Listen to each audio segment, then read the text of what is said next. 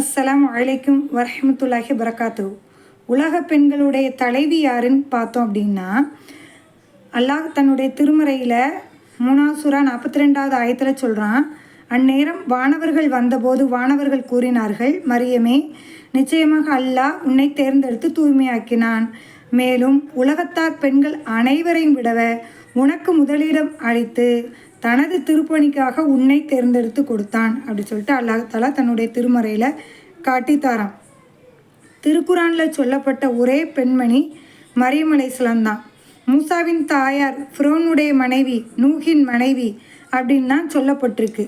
ஆனால் மரியம் அலைஹிஸ்ஸலாம் சொல்லிட்டு மரியம் என்ற பெயர் ஒரு அத்தியாயமே அல்லாஹ் தஆலா கொடுத்துருக்கான்.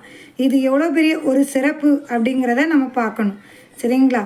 அதே மாதிரி இதை விட ஒரு பெரிய சிறப்பு என்ன அப்படின்னு கேட்டால், திருமதியில் பதிவு செய்யப்பட்ட ஒரு ஹதீஸு, அல்லாஹ்வின் தூதர் ஸல்லல்லாஹு அலைஹி வஸல்லம் சொல்கிறாங்க, சுவனத்து பெண்களில் சிறப்பிற்குரியவர்கள் 4 பேர். அது யார் அப்படின்னு கேட்டால், ஹதீஜா பின் ஹுவைலித், இம்ரானுடைய மகள் மரியம், ஃபிரௌனுடைய மனைவி ஆசியா, ஃபாத்திமா பின் முஹம்மது நபி ஸல்லல்லாஹு அலைஹி வஸல்லம்.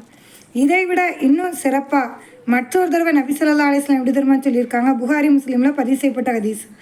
ஆண்களில் பலர் முழுமை பெற்றிருக்காங்க, ஆனால் பெண்களில் ஃபிரௌனுடைய மனைவி ஆசியா அம்மையாவும் இம்ரானுடைய மகள் மரியமையும் தவிர வேற எவரும் முழுமை பெறலை அப்படின்னு சொல்லிட்டு சொல்கிறாங்க. முழுமைனா என்ன அப்படின்னு கேட்டால், அறிவு, பொறுமை, இரக்கம், கருணை, தைரியம், மதிநுட்பம், இறை நெருக்கம், இது எல்லாம் ஒருத்தட்ட இருக்கிறது தான். அதுதான் இதனுடைய பொருள், சரிங்களா? ஏன் இவங்க 3 பேர்த்துக்கும் இவ்வளோ சிறப்பு அப்படின்னு கேட்டால், இவங்க மூலியமாக உலகத்துக்கே ஒரு பேர் அதிசயத்தை அல்லாஹ் தஆலா நடத்தி காட்ட நாடினான். அதனால தான் இவங்களுக்கு இப்படி ஒரு சிறப்பு கிடச்சிது.